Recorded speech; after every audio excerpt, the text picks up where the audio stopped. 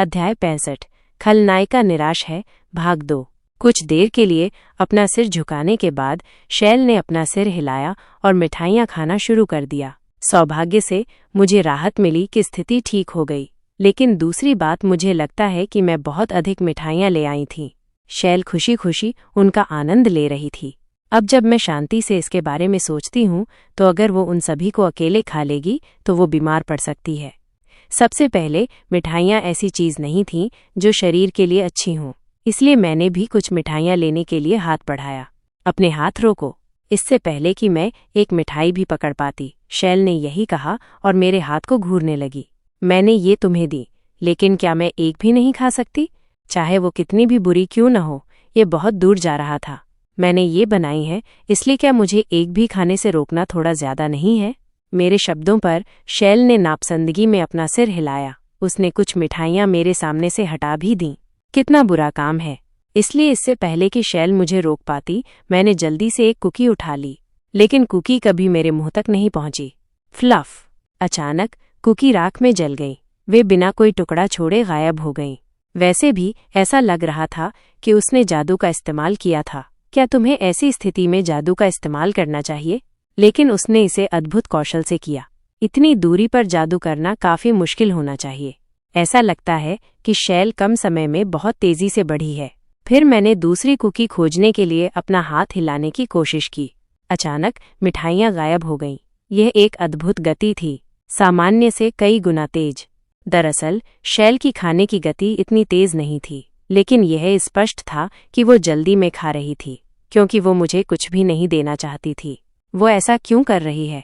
जाहिर है, पिछली बार जब मैंने उसे मिठाइयाँ दी थीं तो ऐसा नहीं था।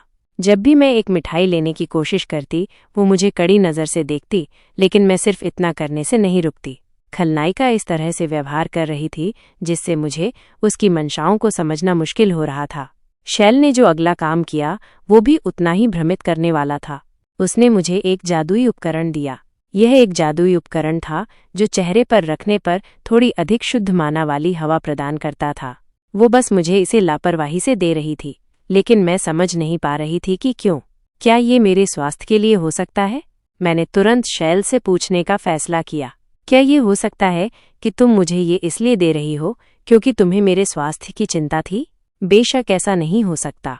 कुछ देर मेरे शब्दों के बारे में सोचने के बाद शैल बोली, मैंने तुम्हें यह इसलिए दिया क्योंकि मैं एक ही हवा में सांस नहीं लेना चाहती, इसलिए कृपया चुप रहो।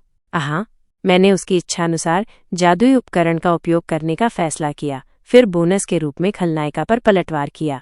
मुझे भी ये पसंद नहीं है, इसलिए मैं इसका उपयोग करूंगी। अब शैल की प्रतिक्रिया का आनंद लेने का समय था। हालांकि मैं वो गुस्से वाला भाव नहीं देख पाई जिसकी मुझे उम्मीद थी, बल्कि शैल उसने ऐसा भाव बनाया जैसे वो जीत गई हो। मेरे पास शैल से कहने के लिए और कुछ नहीं था। कुछ समय बाद मुझे ऐसा लगा जैसे मैं उससे हार गई हूँ। चुप्पी के उस क्षण के दौरान शैल ने अपना सिर उठाया, जैसे कि उसे अचानक कुछ याद आ गया हो। अब सो जाओ। वो फिर से ऐसा कर रही है। मैंने गहरी आह भरी और सीधे शैल से पूछा, जब मैं सो रही होंगी तो तुम क्या करने की योजना बना रही हो? शैल ने मेरे शब्दों का जवाब नहीं दिया। वो बस अपने बिस्तर की ओर चली गई। मैं भी सो जाऊंगी तो ठीक रहेगा, है ना? हाँ।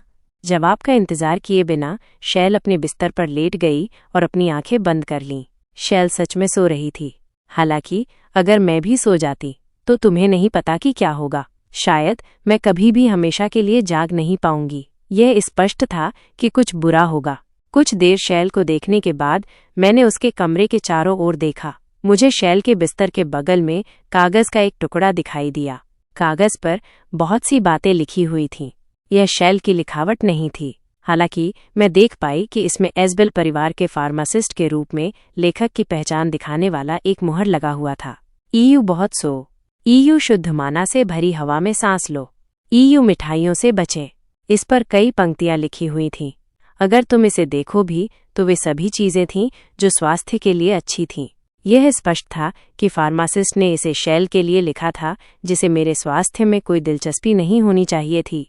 यह उन कार्यों से भी मेल खाता था जो शैल मुझसे करवाना चाहती थी, लेकिन ये एक संयोग होना चाहिए क्योंकि खलनायिका मेरे स्वास्थ्य की परवाह करने वाली नहीं थी।